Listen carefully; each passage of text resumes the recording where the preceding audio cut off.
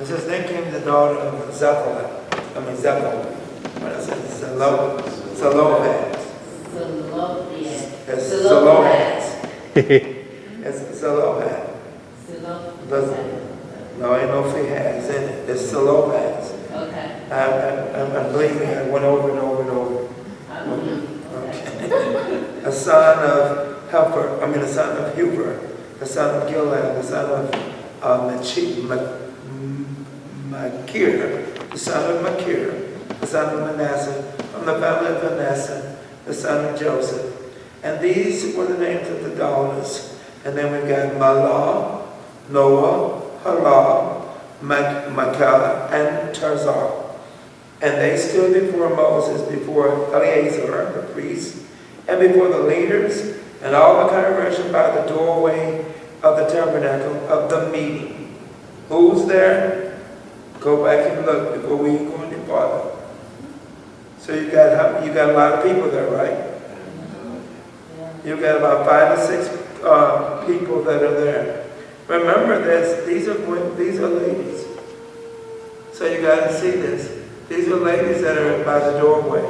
So then go ahead, Teresa, 3. Our father died in the wilderness, and he was not in the company of them that gathered themselves together against the Lord in the company of Korah, but died in his own sin and had no sons. Why should the name of our father be done away from among his family? Because he had no son. Because he had no son, give unto us therefore a possession among the brethren of our father. And Moses. So Moses brought their case before the Lord. Then the Lord spoke to Moses, saying, the daughters of Zelophehad. It's spelled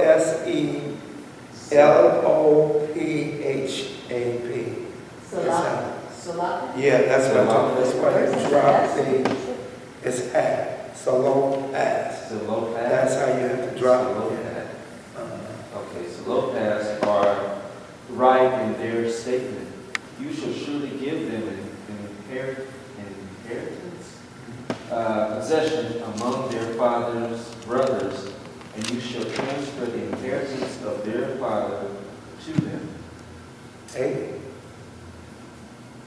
Further, you shall speak to the sons of Israel, saying, if a man dies and has no son, then you shall transfer his inheritance to his daughter. If he has no daughter, then you shall give his inheritance to his brother. 10. If he has no brothers, then you shall give his inheritance to his father's brothers.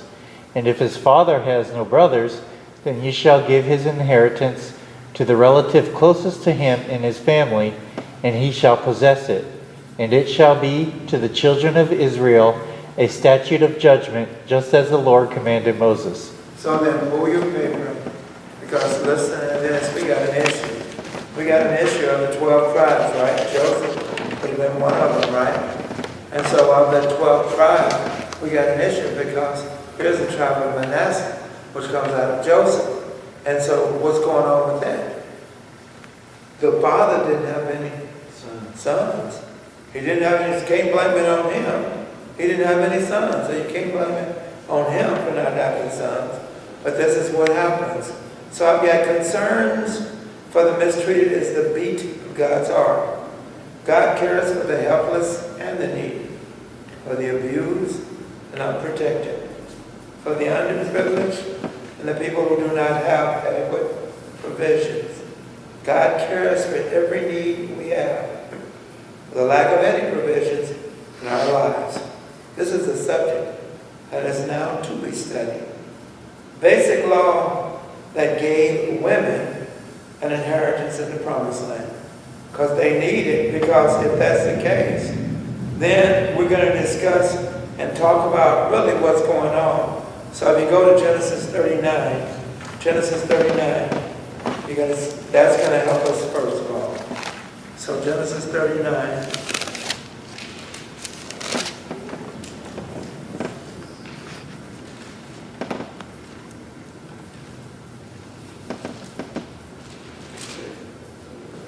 29:1 says what? Now Joseph had been taken down to Egypt, and Potiphar, an Egyptian officer of Pharaoh, the captain of the bodyguard, bought him from the Ishmaelites who had taken him down there. So we need to see this. We've got Joseph, and this is where all this starts from. I've got, get to your paper again. I've got this. It's in your paper. Go ahead, Teresa. The women, they belong to the tribe of Manasseh, who was one of those sons of Joseph. Two sons. Two sons of Joseph. Remember, one of the most godly persons in the scripture was Joseph. Because of his godly character, his son Manasseh lived a godly life. And because Manasseh lived a godly life, his grandson Machir lived a godly life. Because Machir lived a godly life, his son Gilead lived a godly life. And because Gilead lived a godly life, his son Hefer lived a godly life. And because Hefer lived a godly life, Zelophehad lived a godly life. As Zelophehad was the father of these 5 godly daughters, the godly heritage was carried through the entire line of Manasseh, who had a godly father, Joseph himself. So you see what's going on? So now you've got Manasseh, and then you've got Zelophehad. And so now you've got 5 out of Zelophehad was what? 5 daughters. There's no sons in this. So there's no sons in this. And remember, the issue is what? They're getting ready to cross over, right? Right. They're getting ready to go to the promised land, right? Did God tell them in the 26th chapter? Didn't he tell them to take a census? Didn't he tell them to take a census? Yep. Everybody 20 and older, he says, of the men, so that they what? So that he would know the count of those that could fight no more. Then he goes on farther, and I told you the census was not only for them going to war, but it was also what? So that they'd be able to separate the land or to give the land out. So God is getting ready to issue out the land. I told you this is how close they are to the land, to whereas God has already told them that, hey, what you want to do is do another census. So I need to see. So we know what the count is. We know who has what. You know, this tribe has much more than that. So we're going to have to go ahead and put them in different lands. Then I've got this. I've got the next paragraph says what? Since the land belonged to the Lord, Leviticus 25, 23 through 28, Amen. the Jews couldn't divide it or dispose of it as they pleased. Maintaining the inheritance from generation to generation was important to each family and to the tribes to which the families belonged. So I want you to see this. Keep going. Oh, there she is. You made it. Okay. As with the other nations of that day, Israel was a strongly masculine. You have to help her where she's, so she got a book, she don't have a Bible, get her a book.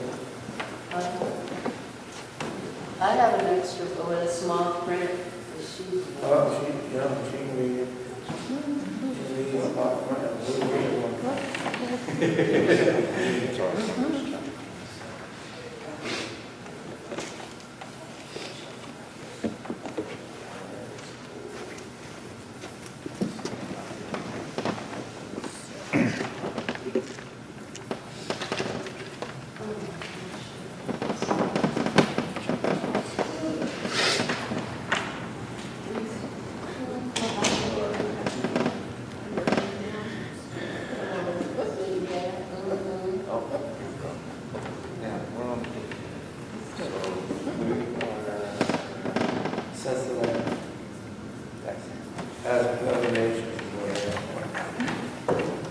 So then in 27:1, then we got the issue, and I told you, then came the daughters of Sephalat, the son of Helpha, the son of Gilead, the son of Mature, so watch this.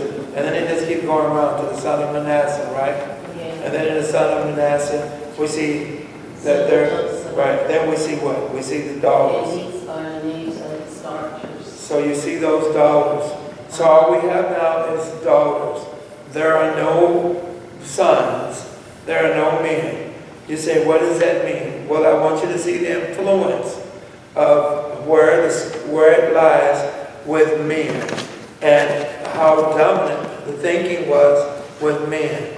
But when you start to look at it, you say, well, they were male chauvinists. But when you really look at this, you're going to see they do have a point as to why they did not want to give the land to those daughters. And you're going to see as we read more into this paper. He says, as with other nations, see it? As with other nations of that day, Israel was a strongly masculine society. Masculine. And That's fathers, masculine. Masculine. what did I say? Masculine. Oh, masculine. Masculine. Okay, a strongly masculine. Masculine. Masculine. Masculine. It's an I, not an I. Yeah. Masculine. Okay, strongly tomato tomato. Masculine. Masculine. She can't say it. I can say it now, okay. No worries, you got it. Say it for me, okay. And fathers left their property to their sons. So this is what happens. Well, stop and think about it, even in today's time. And there's daughters that are of the household, and then there's a son that's of the household. But let's go one better than that. And the daughter's older than the son, much older than the son. I put the son as after 5 daughters, then there's a son. I'll put it even at that way. Then there's a son. Then who would the father give all the inheritance to? The son. To the son. No matter what. It still goes to the son. I myself in a situation where some folks in my family just knew that they was going to have it. Remember? That they were going to be the ones and when the documents were given, it says me. Well, I had older sisters, but which thought, well, shoot, I would be the one that then would be in charge of everything. And when the documents were given out, and the thing about it was, if it hadn't been looked at, I believe it would have went on like it was one of them to do it. But because the documents had been looked at, apparently by my brother, he says, she needs to give you what Dad has written. I said, what do you mean, give me? And she said, he says, well, she needs to give. Then that's when Yvonne says, well, okay, brother, can we talk? Now she wants to show me. But I'm questioning this day, were you really going to show me those documents? Or were you really going to take control of the situation? You'd be surprised when folks die. When somebody dies, you'd be surprised. You don't have to worry about that, Dwayne. Teresa, you don't need it, right? So you don't have to worry about that. But when you're in a house where there's family, where there's more than 1 or 2 siblings, then you'd be surprised what your siblings will do when somebody dies. You'd be surprised how they will raid the place. And you just can't believe your eyes. What's going on? How they Even when become my different mother people. left this world, my dad had to tell me and my brother, you need to go back there because your sisters are taking everything. And you would think, why? Why would you do that? When you know everybody, it would include everybody. So why would you do this? But when money, greed kicks in. And greed kicks in to the point that they hoping somebody don't know. Especially when it's money. Greed kicks in where hoping that you don't know so watch this, they take your portion as well as their portion, because they're hoping you don't know. Like I said, the two of you all don't have to worry about it. I know Jim's got a brother, right? Two brothers. So that would be of concern. But I keep telling you, you say, oh no, we get along so well. We're a pretty close-knit family. You'd be surprised when all of a sudden someone leaves this world and how this evil heart comes out, or how it serves where it shouldn't serve. So we got the idea. I wanted you to see that. So then watch this. This is not only the thinking, but watch it. If you flipped your paper, wanted to see this. The oldest son. See it? The eldest son received 2/3 of the inheritance, and the other sons divided the remaining 1/3. And so you see that in Deuteronomy 21, 15, 17. So watch this. This isn't something that they're coming up with. This is something that's been written. See what I'm saying? So this is law that has been written. That's why I said this is so important that you see this, because then it would make sense. So, wait a minute, but if they ain't got no sons, then where do 2/3 go? See what I'm saying? And then where does remaining go? You see what I'm saying? If it ain't no sons. So then watch this. They go on. If a man didn't have a son, he left his estate to his nearest male relative, but not to his daughter. Go ahead.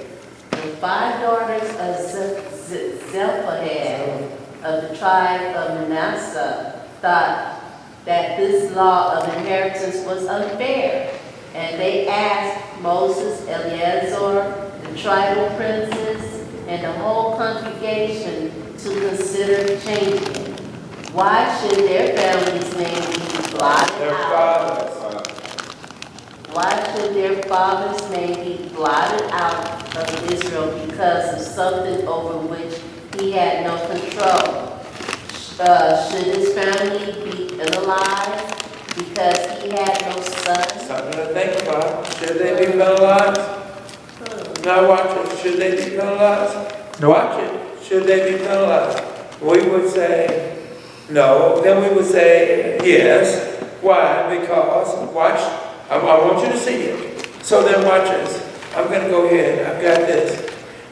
Being a wise man, Moses took the matter to the Lord just as he had done with the problem of blasphemy and of the man who violated the Sabbath. Lord approved the 5 women and decreed that a father who has no son could leave his estate to his daughters. If he had neither son nor daughter, he could pass the land on to his nearest male relatives. My concern is, as we watch this, here's where the problem is going. Because I've told you, by this, they're saying, well, we're now coming into the promised land. That we as the tribes were all promised. All 12 tribes were promised. Well, that would neglect us because there's no male in this.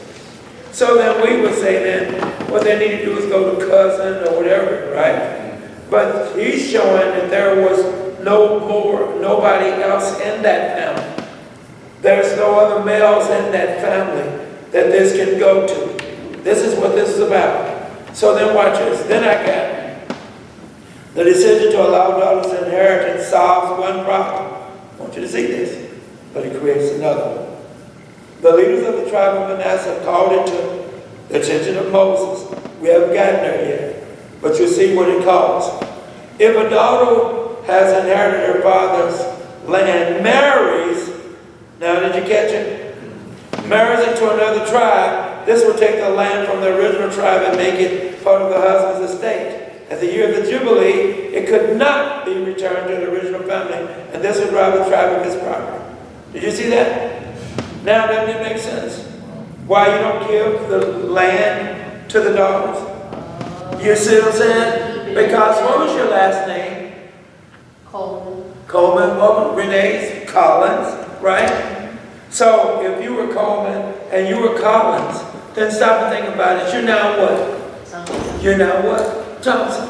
So then watch this. If the land then was given, if the land was then given To me. to you or Renee, and watch this, and you were a Coleman by your maiden name, by your family name, you're a Coleman. But when you married Dwayne, you became a Thompson. So now, with Dwayne was, watch this, and the land has already been given. Where does it now go to? Well, it goes to Dwayne's, it goes to the Thompson family. So what do you mean? So it's going to create a problem because it runs into the Thompsons family. Well, were the Thompsons a part of the promise that God had given? No, they weren't. See, you see what I'm saying? So they weren't. So since they weren't, Simone, what's your last name? Davis. And if you married, your last name changes. You married, right? Your maiden name was what? Davis. Oh, okay. Okay. And now what is it now? Oh, Griffin. So then here's the problem. God has told them in your 26th chapter, He had already told them what to do, right? He told them to take the census because you're ready to cross over. You're going to go into the promised land, a land that I promised Abraham that I would give to you all. I promised you this. I was going to give you the promised land. Then I told you the promised land is going to be what? A land of peace. Right. Milk and honey, that's right. Milk and honey. So that's peace. So I'm going to give you a land, and you're going to get your portion. When I did my census, I said the census is to make sure that anybody 20 and older, because you're going to have to do what when you go into the land? You're going to have to go to war. You're going to have to fight when you go into the land. Because I said last week, it's called power. You don't ask people to give them back that power. You have to take it. And so, as far as they're concerned, when they, in their minds, feel that it's right, when they feel, would you just give it up, or would you put on a fight before someone, and someone's coming in to take your home?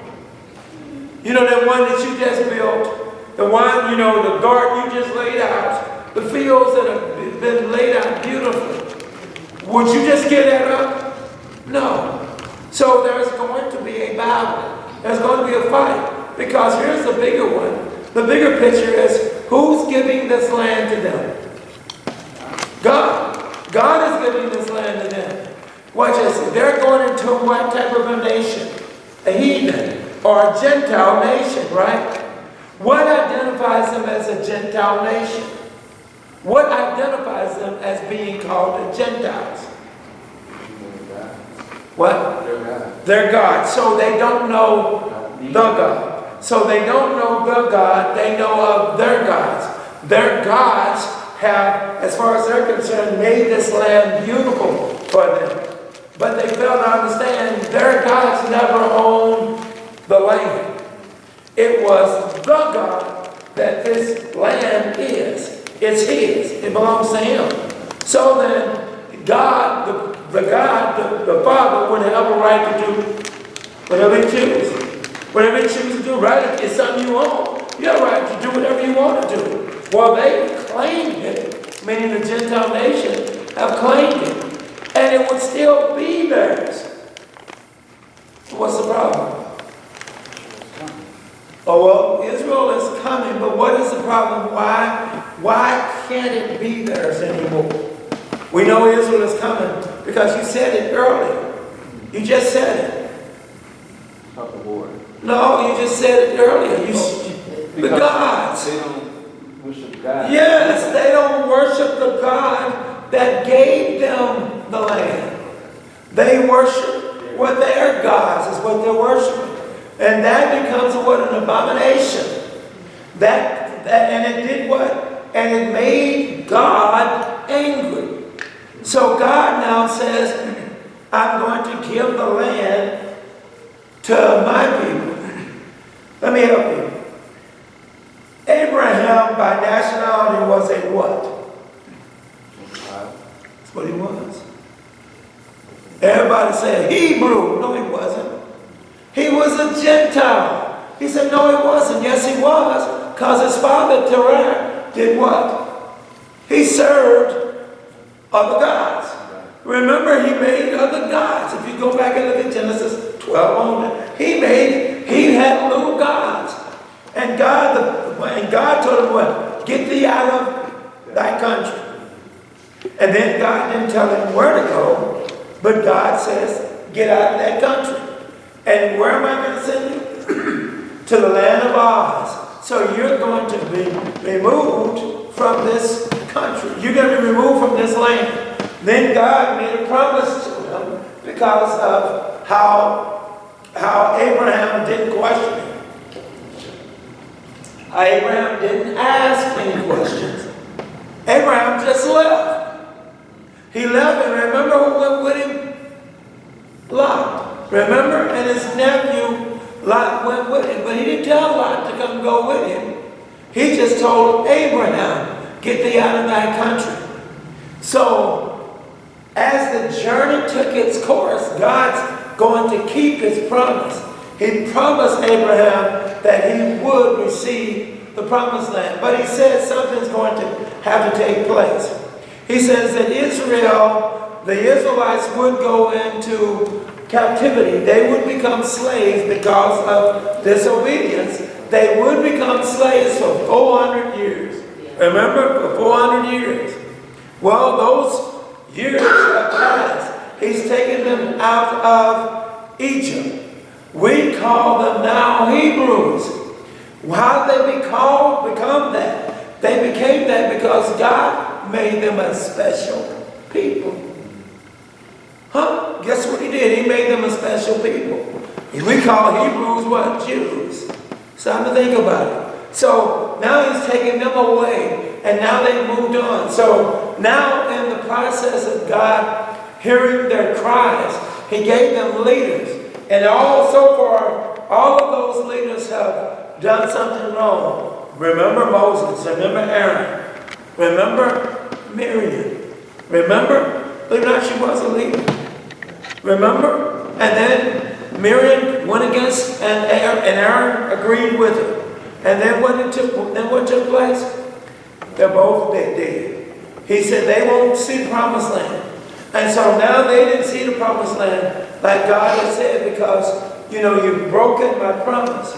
But on the 26th chapter, he finally tells them, this is it now. You're finna cross over, you're finna go in, but you need to make sure that you have an army. Because you're going to run into those that are not going to surrender their place. And you're going to have to kill them.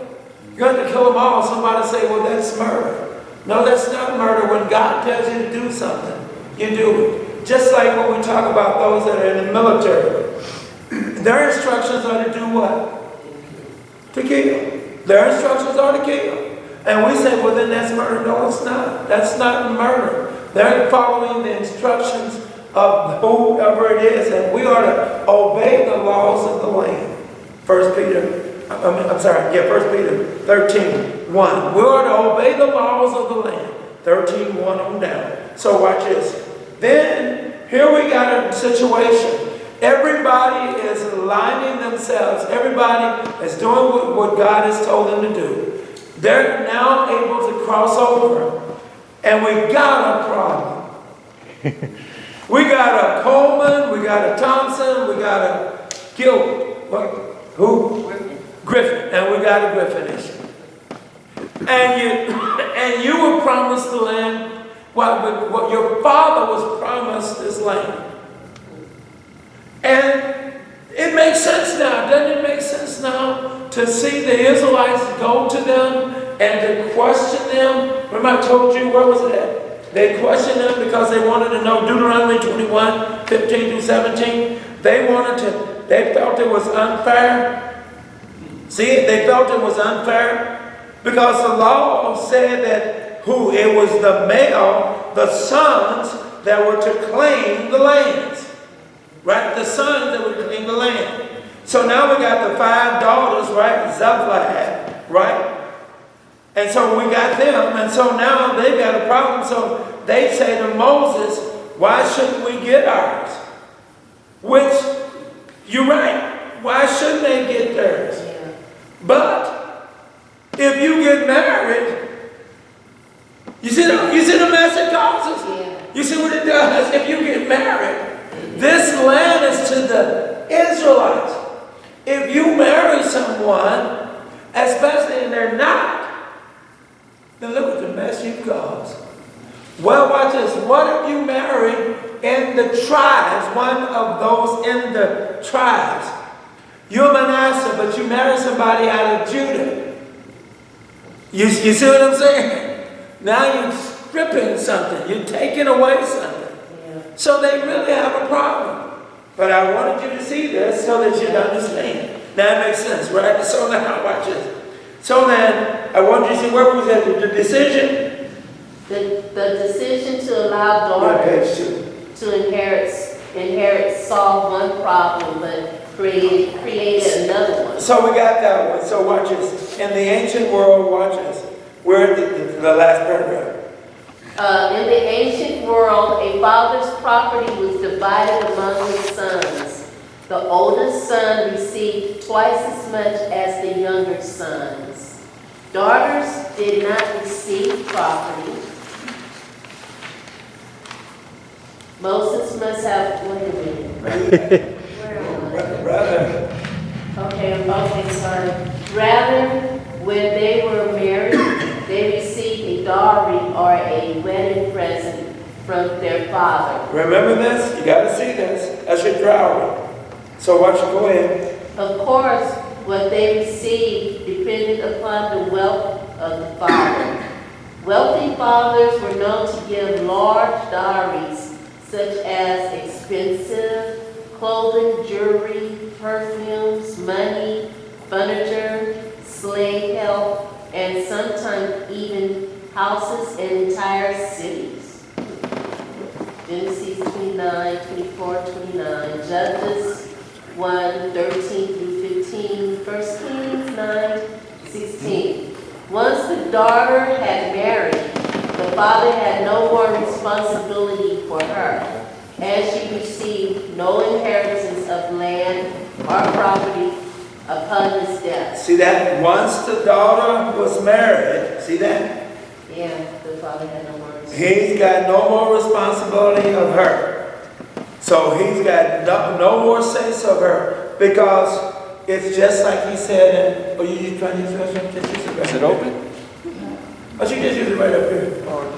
Yeah, there. So then watch this. If this is the case, then remember, no responsibility. So then if there's no responsibility, then what would take place? Right there. Yeah. Right. Then turn the light on. Then what would take place? By law, she became a full-fledged member of the family into which she married. So then your Bible makes sense, Genesis 2:24. Watch this. And they became one. That's your Genesis 2:24. What do you mean? They became one. He says, what I put together, no man put asunder. They became one. So what do you mean? And then the Bible says that they both were naked. So watch this. But the bottom line is, he says they became one flesh. So then anything, this is what bothers me when I hear this in these marriages. I'm married, but I got my account and he's got his account. Really? So where's the coming together as one? So then the coming together as one is strictly flesh, but it doesn't go any farther. Hear me? And I'm serious, that goes on today. Well, she'll spend all the money if I give it to her. Well, then don't marry her. If you already see a problem that you think is going to be major, then don't marry her. Because what you need to accept is all of her. No, not some of her. You accept all of her. And it's the same way with her accepting him. You'll accept the good of him, but the bad you don't want. No, you take them all. That's why when we get into the book of Leviticus, you're going to find out more and more when God talks about the marriage. And when he deals with this marriage is where you become one. To the point that the thinking shifts and becomes one. when it lines itself up with God. So we've got this issue, this oneness that I told you that I see so often in marriages, or that I'm hearing about in marriages, and to me this is crazy. You got to be out your mind. You mean when you marry, you know what, but you know, well, she's gonna spend all the money. Wait a minute. Then what you should have done was sit down. That's why dating is very important before you marry. Dating is to get to know one another, not to lay up with one another, but to get to know one another. That's what dating is about. So then I deal with some real issues. I think that's a pretty real issue. When we start talking about money, I think that's a pretty serious issue. Because guess what? Her money is no longer her money, it's yours. His money is no longer his money, it's hers. See what I'm saying? It's one. Well, I said, somebody, and this is recent, someone asked me, so you're trying to, I said, every account that I own, we own. I don't own nothing that she don't own.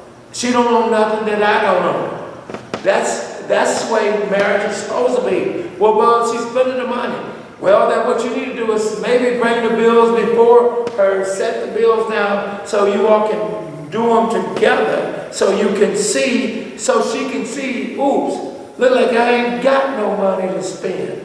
Yes. So before you go out to go spend, but I don't like the situation I'm in. Yes. But if you had if you had a dated like you were supposed to, you find out $1.98, $1.98 ain't gonna get you too much. You found out that from the beginning and says, okay, this is not working. Right. So now what do we do to improve this? Well, maybe one of us can go to school and maybe the other can stay at the house. And then watch as after you get yours, then maybe I can go get mine. And normally the way that should work is the male should be the one that goes and makes sure, because he is the provider. He is the one to make sure that, watch as when it comes to a roof over her head, he is the provider. He's to make sure that the bills are taken care of. He's to make sure that the food is on the table. See what I'm saying? But what we've done is we've stepped out of our role. And in stepping out of your role, you've also violated, watch as what God had given concerning sin in the first place. He told that woman she would bear children. Remember, she would suffer the pain. And then she said, then the Bible says that she shall, and that's what Genesis 3:16, 3:17, no, 3:16. She says that she would, watch it, that she would bear children. So then watch this. And then she said that she would have a desire for her husband. And that desire, we think, well, see, then she's going to want to get it on again. That desire is now she will usurp. She will always try to have power. She will always try to take it from him. She will always say something or do something to interfere with his power. And it's for him as the male to step in. Somebody else smells something. No, that's God's plan. Because, why is it God's plan? Because of what Eve did. If Eve had listened to her husband, then that wouldn't have come in. But here's the question. If the husband had been stronger and had the attitude of how God made him, then he would have known that he is that he is in charge, that he is to take control. Somebody said that is so male chauvinist. If you go back and look at your Bible in Genesis, he says, and that's Genesis, remember Genesis 1? He says, let us make man in, he says, let us make woman in our image. No, he didn't. See that? No, he didn't. He said, let us make man in our image. And what is the image? Well, the image we know is spirit. But what is it also? Who's in control? God. God is showing that he is the male. He is the dominant factor of this. God is saying, watch this, and if we don't do what God tells us to do, then what does God do? He condemns us. He punishes us. Right? So then, and that's where this punishment came in. Eve, you've eaten, I don't care if you're Adam, what you were side by side with her. The point is, she had already plucked something that she shouldn't have plucked from Jump Street. It's already, damage is already done. You've already plucked. When she realized that, oh, what I've done is wrong, and when God starts to place his punishment, and last time I checked, it was Adam that spoke up. Eve never said anything. If you go back and look at your Bible, even with Steph coming in, you don't hear anything. Eve doesn't speak. She doesn't say anything. Eve says, I blew it the first time. How did you blow it? Satan went through me. He saw the weaker vessel. He went through me, and what he did was showed me how much power I could have. And I wanted that power. So, therefore, I did what I shouldn't have done. And then when I realized what it's caused, now here it is. So she's got to bear children, and she's going to always, because it sure tasted good when I had some power, she's going to always usurp. And it's for that male to take control of that household. That is not male chauvinism. That man is trying to, once again, he should be trying to do what? Protect her. He should be trying to get her to understand, no, I want you to be drawn closer to God. I want to see you again. That's what he should be doing. So when, in so many words, you're doing something and I disagree with it and I say no, then really that's got to stand. And you need to stand your grounds and say, no, I'm sorry. This is it. And so now I'm going to be mad. Now I'm going to be mad at you. Well, you can be mad all you want. I've still saved your soul. You still stand your grounds. You don't let go. So we've got this situation that is taking place. Now watch this. I said this to say this. Here we go, I says, the role. Listen to the role of what was going on. That woman could not inherit in a lane. Watch this. Stand in her lane. She couldn't, right? So now watch this.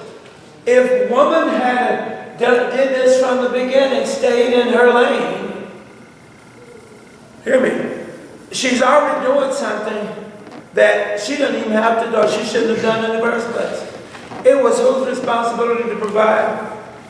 Right. So why you at work? Did you catch it? Did you catch it? But did you catch it? But you hear what I'm saying? No. Now hear me now. But here's what I say in place. You've gotten wants. And your wants want this and your wants want that. Whereas he cannot meet your wants because he's trying to be the provider.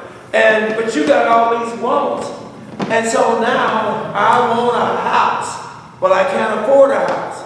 I can only afford this apartment. But I want a house. So what are you going to do? Then I'll go to work too myself. And then look what it does. Look how the role changes.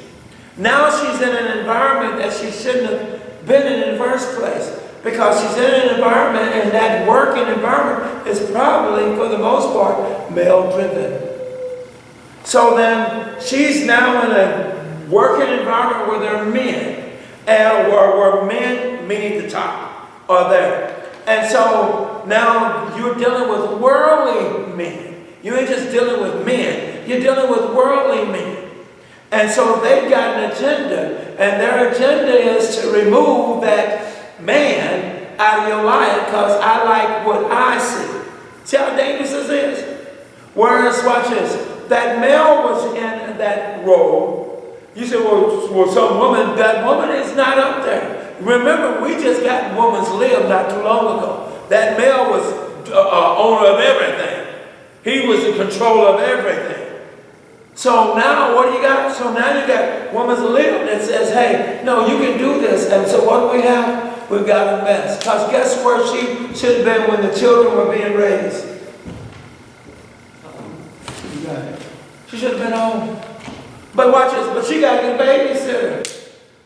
She need a babysitter. So watch this, and that child that is being raised off of the new mommy, the babysitter. The child's not being raised off of mommy because of the wants that Satan threw at you. So now what are you talking about? Getting back towards the text. Here's where their thinking is. Here's the man where their thinking is. Wait a minute, you want to kill them? You want to own some land. You can't own no land. Why? Because you are the weaker vessel. What does that mean? You're going to find somebody that you want to marry. When you marry, your name, your last name is going to change. When it changes, this property becomes now the husband's. See, you're not going to remove this, and you got to go back, put yourself back in those times.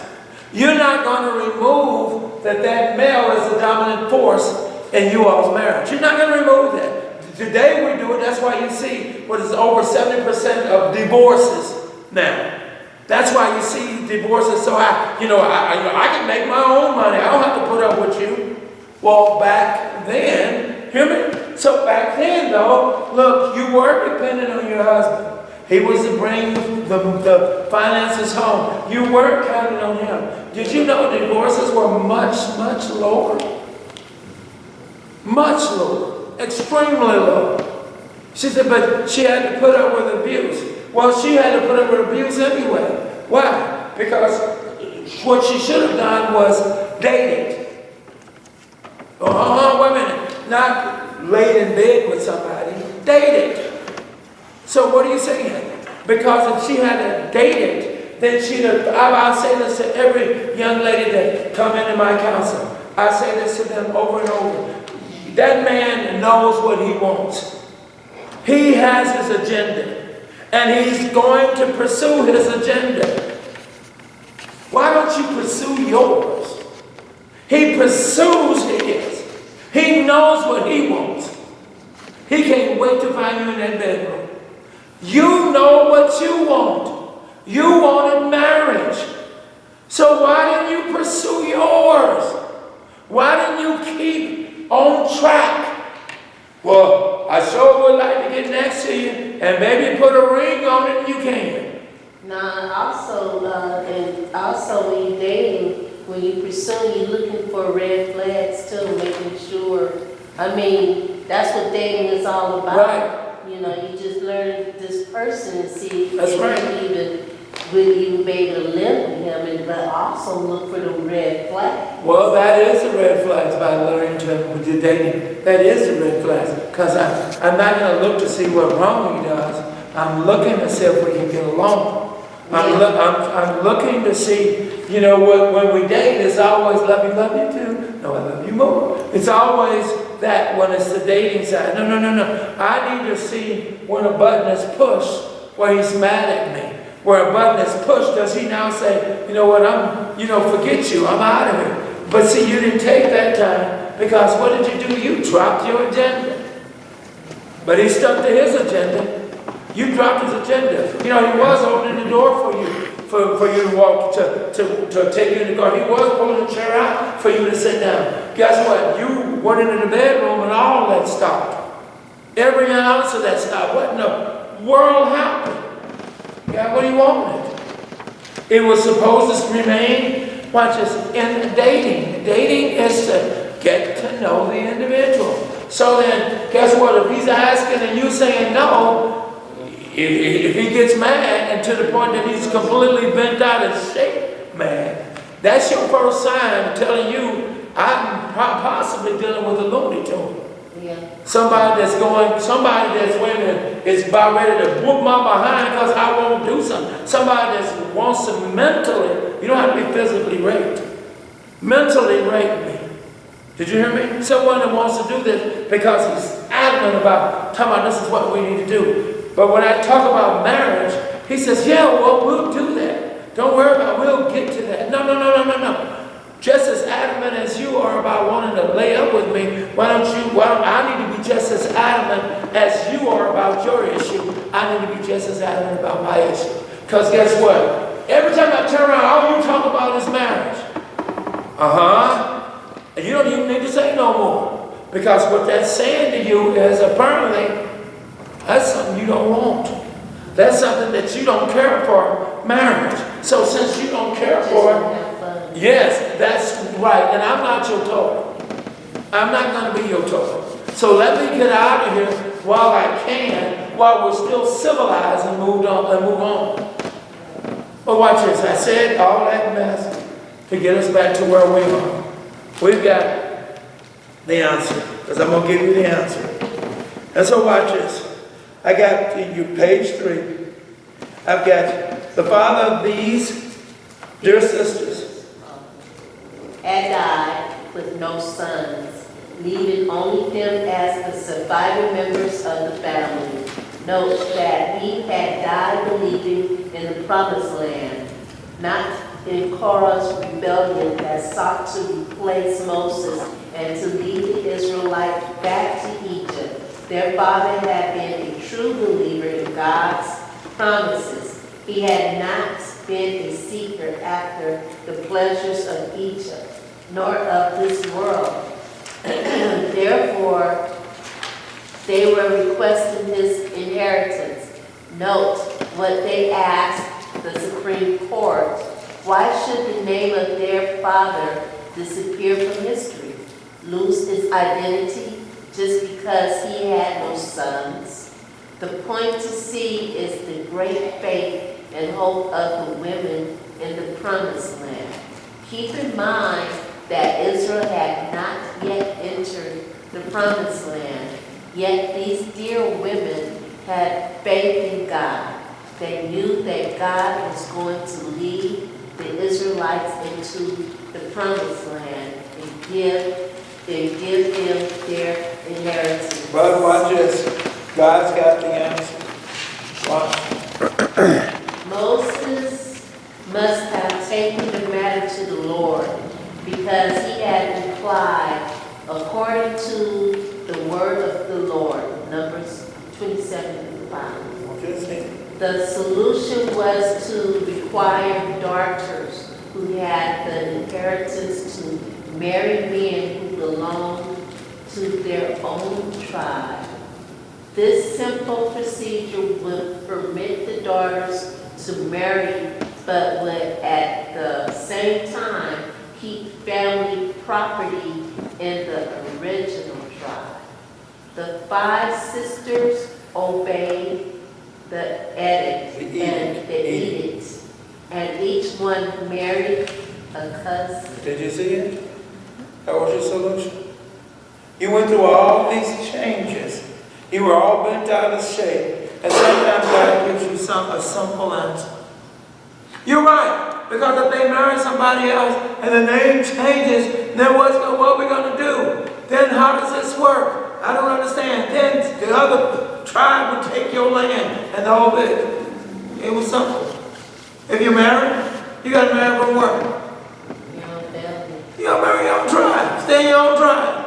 You stay in your own tribe. And what are you going to do? That way it keeps the land where? In the family. Keeps it right back where it is. And you say, wait a minute, but I thought it was wrong to marry your cousin. Not then. Not yet. God was still doing what? Multiplying the face of the earth. Watch this. God didn't call it polygamy. Yes, it wasn't called that yet. So they had to do what? They had to marry within their own family. And so what did they do? They said, we don't have a problem with it. We want the land. And so what will we do? We'll do what we have to do to do it. Let me say this. A lot of foreign women will do just what I'm saying to get over.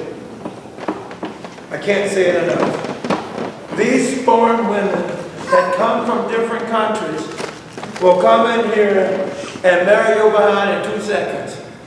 Because what's their agenda? Get to To America. get citizenship. That's their agenda. They don't care. They don't see it much, and they don't see it like you see it. You know, I serve a living God. You know, this is not right. They're saying, okay, You don't understand. I'm a foreign woman. And that's why God has said for his people, when you marry your own. You marry somebody of the faith. That's what he wants you to marry.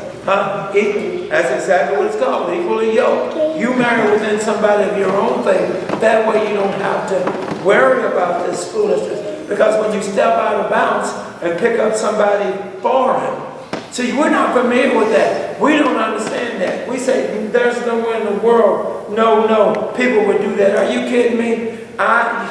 Maybe you need to go to my land and see how I'm mistreated.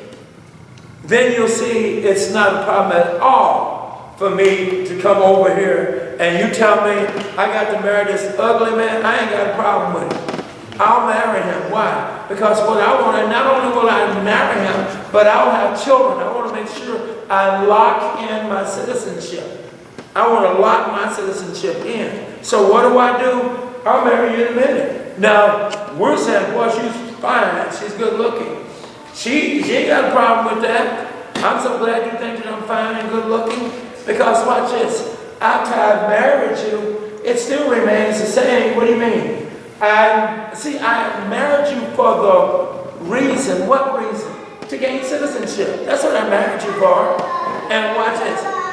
And so, when I'm tired of the marriage, I'll leave you. But I thought we were so in love with one another, so attached to one another. When I'm tired of the marriage, I'll leave you. Why? Because I never attached myself to you anyway.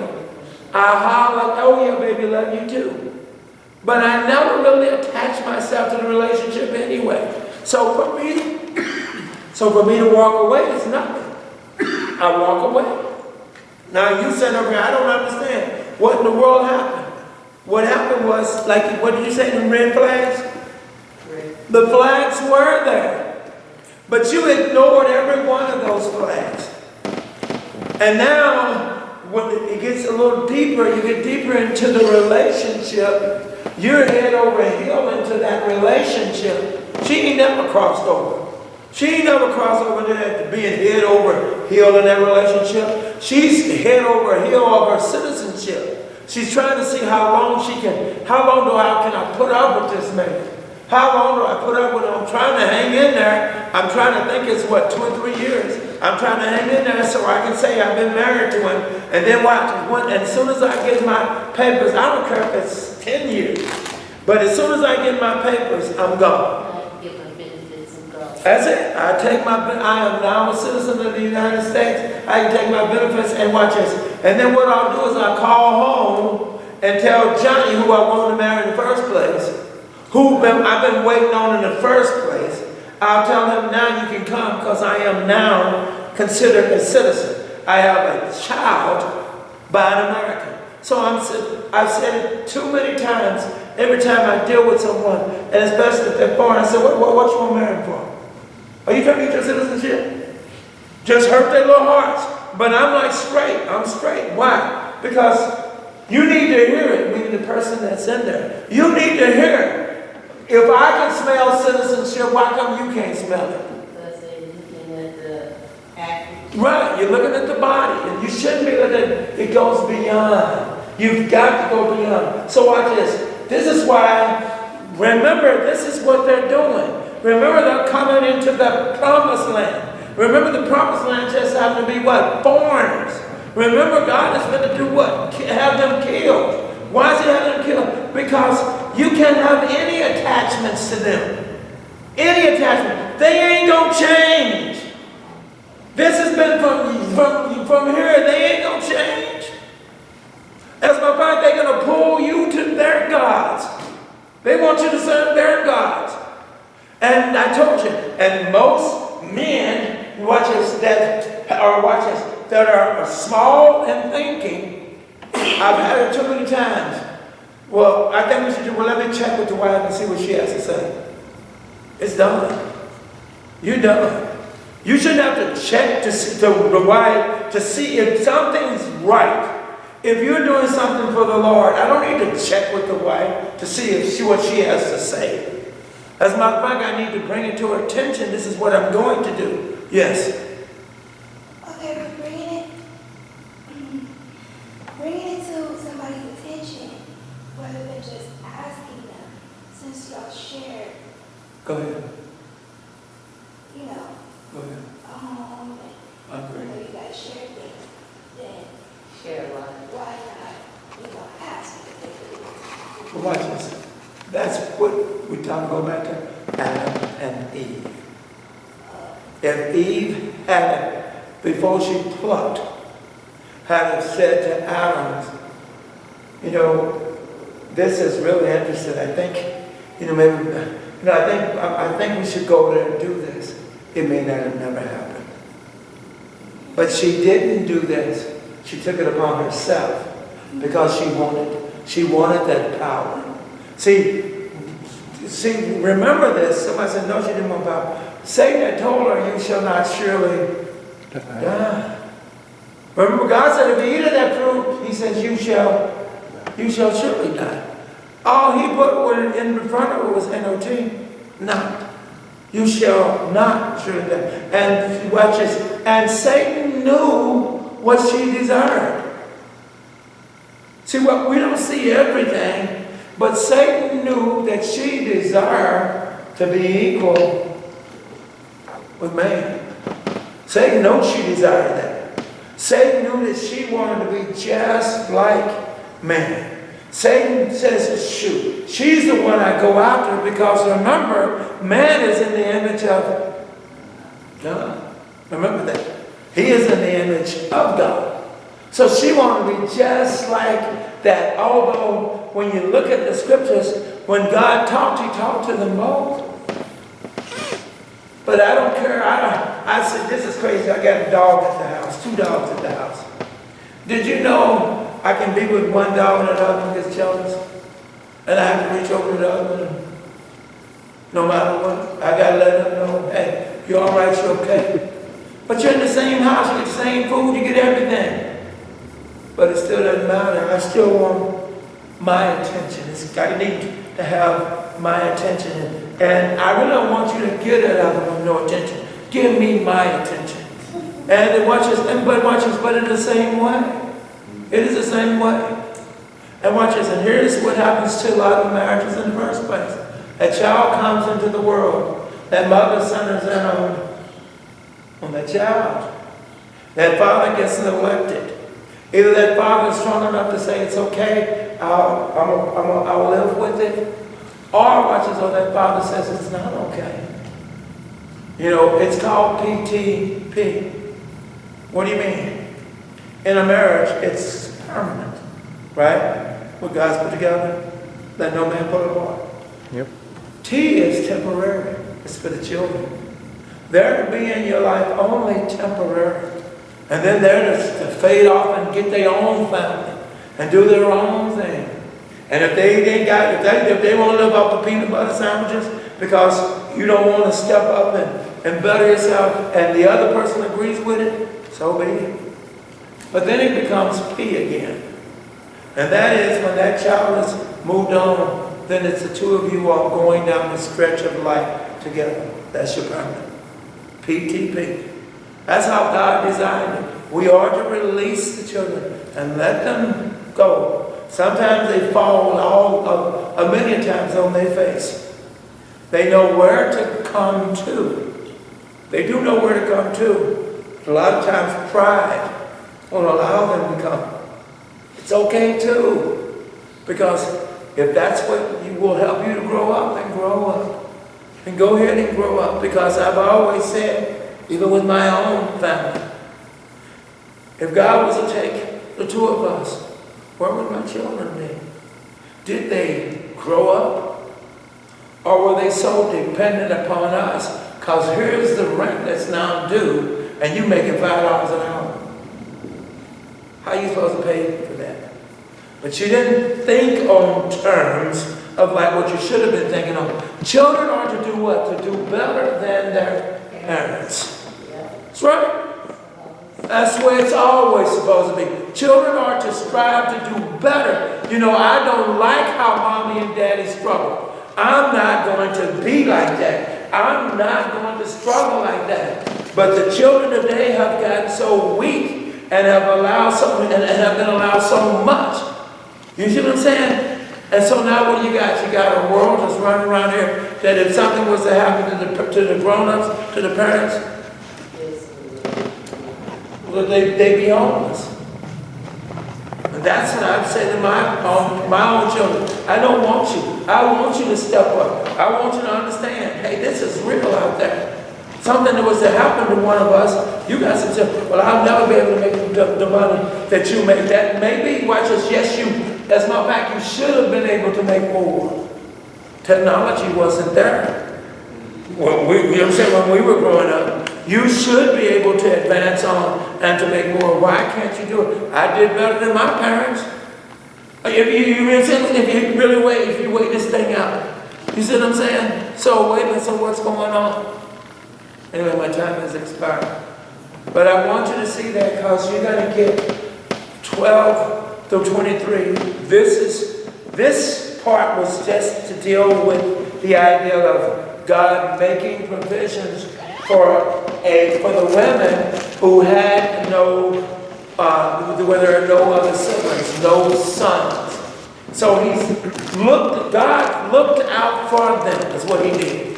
He gave them a law, well, you're right, they can have their possession of the land, but they must marry within the family. But they can have it, but they just have to marry within the family. Now we're going to see from 12 on, we're going to see something that I consider sad, but it's really not sad. It's a happy point, but you know it now. Because God is going to tell now Moses, you can go look. You can go look over. You can see the promised land.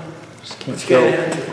Wow. And now he's going to tell Moses that death is on your doorstep. And watch this. And while death is on your doorstep, what you need to do is have a predecessor. What you need to do is you take the one in this that I've chosen, and he's to be the next leader. And that's Joshua. And God is going to show Moses that God's Spirit has always been upon Joshua. Joshua, when he was much younger, was always around Moses. And don't know why he was around Moses, but you were around him for a reason, because God was building. And I say this, guys, as I close, a lot of times you don't realize it. When we just get out of God's way, you're down here for a purpose. And that is to please him. You're down there for a purpose. And I don't understand why this and that and that and this is happening.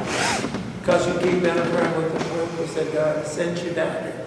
When you stop resisting and rebelling against God, then things will start to lay themselves out. I did not say that it would be just smooth all the way the whole time. Because trials and tribulations will come your way. But you will live a much more peaceful life when you're serving God like you're supposed to serve God. See, a lot of times we do things and we tell God, see, that'll take care of it. That'll take care of it. God says his will. Don't you understand that man has put Christ in his life, doing what he's doing? He never feared death. Yes.